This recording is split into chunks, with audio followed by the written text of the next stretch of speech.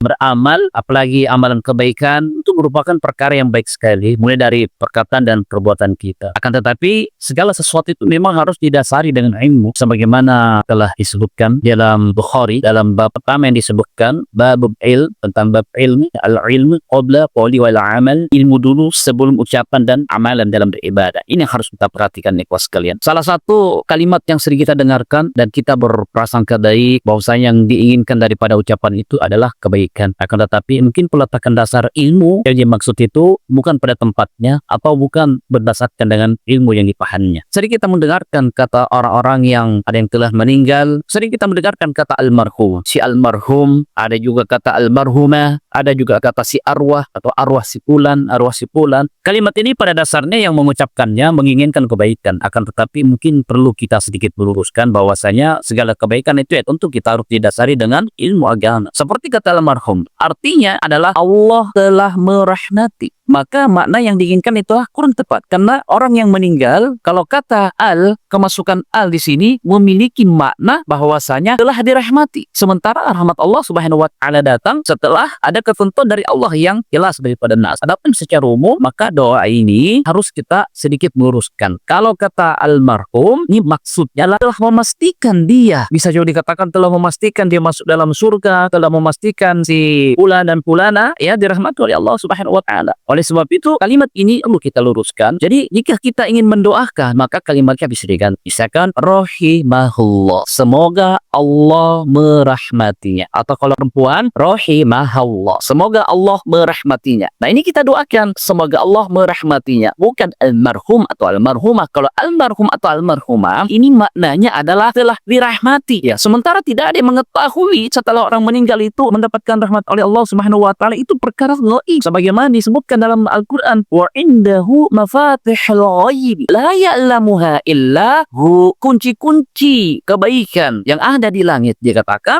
hanya Allah Subhanahu wa taala yang mengetahuinya. Tidak ada yang mengetahui perkara ghaib kecuali Allah Subhanahu wa taala. Demikian juga dikatakan qul la ya'lamu man fis samawati wal al-ghaiba indallah. Segala yang ada di langit dan di bumi, maka tidak ada yang bisa mengetahuinya kecuali hanya Allah Subhanahu wa taala. Oleh sebab itu, kata almarhum dan almarhumah, makanya kita geser sedikit kalimatnya. Rahimahullah atau rahimahullah. Ini bentuk doa kepada si mayit yang telah meninggal. Bukan almarhum atau almarhumah. Karena kalimat ini yang umum banyak digunakan adalah telah memastikan dia dalam surga atau telah memastikan dia mendapatkan rahmat dari Allah Subhanahu wa taala. Sementara kata rahmat dipastikan itu merupakan perkara gaib dan hanya Allah Subhanahu wa taala yang mengetahuinya. Oleh sebab itu, jika ingin mendoakan, maka ucapkanlah kalimat rahimahullah atau rahimahullah. Wallahu a'lam.